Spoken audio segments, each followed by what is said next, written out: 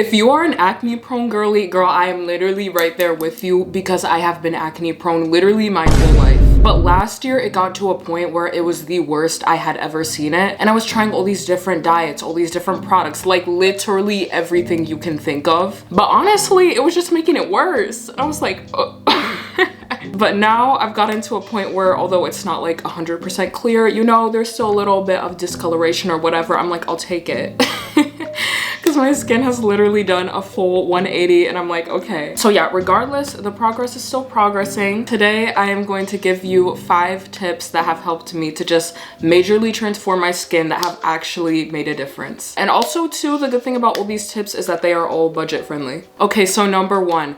Add pinoxyl into your routine. Literally anytime I have had a terrible breakout and I reintroduce this back into my routine, I see a dramatic difference literally instantly. I mean, I've been using this off and on throughout the years, but about 2 months ago, I reintroduced it into my skincare routine, and literally within a few days, already my inflammation was going down. The discoloration was starting to even out a bit. And the reason why it works so quickly is because pinoxyl has benzoyl peroxide in it, and it's a very strong ingredient.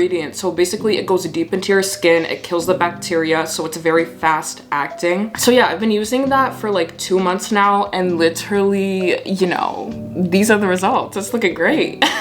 When I first brought it back into my routine, I would use it maybe once a day. I wasn't using it both morning and nighttime, but now that my skin has built up tolerance and endurance to it, I can use it more often. So if you have never used it before because it's so strong, I would recommend just using it once every other day. And when you use it once every other day, only use it in the morning or the nighttime. Don't be using it twice a day. If you start using it a lot, like every single day, both morning and night, it is gonna strip your skin of too much oil. It's gonna be too harsh on your skin, and then your skin is gonna start to peel, which I have had happen before.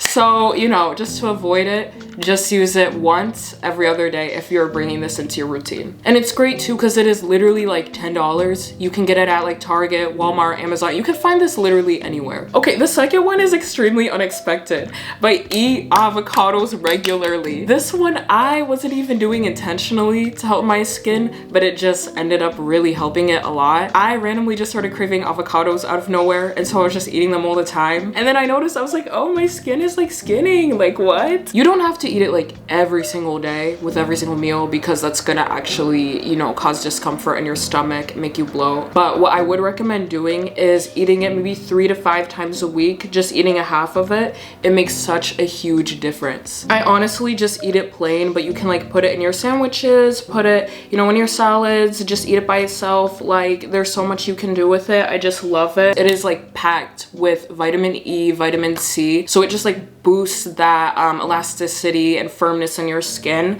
while also like deeply hydrating it. So literally it is to the point where people are coming up to me regularly, like literal strangers, and being like, oh my god, you're glowing, period. And I'm like, it's the avocados, like like I said, it's so random. Like, I didn't even think that it would make that big of a difference, but it is literally, out of everything in this list, if you don't do any of these, do this one. Number 3, this one is so important, is get your hormones checked. Because especially if you break out along your cheeks, your chin, your jawline, you know, a lot of times this has to do with your hormones being dysregulated. So basically, I went to my doctor and I asked her to do a blood test on me to check my hormones. And when she got back to me, she was like, yeah, they're a little bit out of balance, so here's what we can do. And then from there, I was able to get on birth control to help me to even out my skin. And some other physical symptoms that might come up if you feel like maybe it's your hormones is if you feel very tired, if your periods are irregular, and if you have a hard time sleeping. Literally all of that was happening to me, and I was just like, girl, what is wrong? But yeah, it was just my hormones. So yeah, go get them checked out. Maybe you just need to balance them out a bit. And if birth control is not an option you want to do, you can also even out your hormones through other ways. Certain supplements, through your diet too, you can bring in more of it. So just speak to your doctor and make a plan and see what works best for you. Okay, next, get rid of your coffee creamer. Girl, like, you actually don't need it. I used to literally put like 5 tablespoons of coffee creamer in my coffee twice a day. And it's like, you actually do not need that though. You don't. And people are gonna be like, oh, black coffee is so gross. Like, just get used to it. I'm sorry, but just do that. Because if you are trying to clear your skin, you have to realize you need to make sacrifices. And some of the sacrifices I had to make is realizing I don't have to eat like tons of sugar every single day. Like, you can't have it all. You can't have it all. Fine. If you want to have a little bit, that's fine. But in excess, I'm just gonna keep it real with you. When I switch from drinking overly sweet like lattes, coffee creamers, sweeteners in my coffee, and going from that to just black coffee and matcha, I'm just saying it made a difference for a reason. Because the thing is, especially with coffee creamer, is it's so like high in sugar and also the dairy component of it as well. So when you are having this regularly, this is gonna cause your blood sugar to spike, your insulin to spike. And so pretty much this is gonna cause you to bloat. It's gonna cause inflammation, and therefore your oil glands are gonna overwork, overproduce, and then you're gonna have acne. The next thing I would recommend doing is getting a facial if you can afford it. I mean, and also too, there are pretty affordable options if you look around, especially if you are in New York. If you go to Glow Bar HQ, you can get a trainee special for literally $25. Because the thing is, when you go in to get a facial, a lot of times they can tell just by looking at your skin what you need, but also too, they're gonna ask you, okay, what's your skincare routine? What's this? What's this? What's that? If it's a good esthetician, they're gonna do a thorough, good Q&A before they start your treatment. From your answers, and then also too, from them looking at your skin,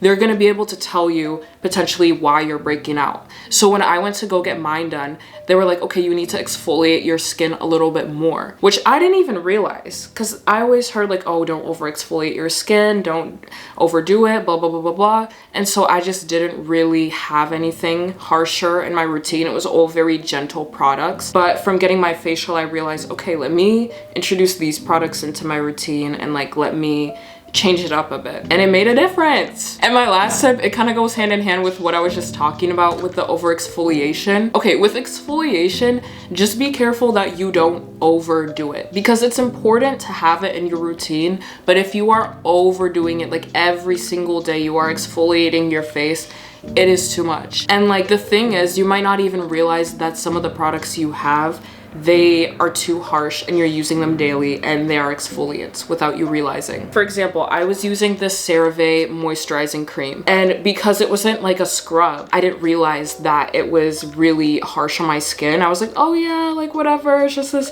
moisturizer cream, like it feels smooth when I take it out of the jar, like it's fine. But no, literally, I used to use this every single morning, every single night, 7 days a week.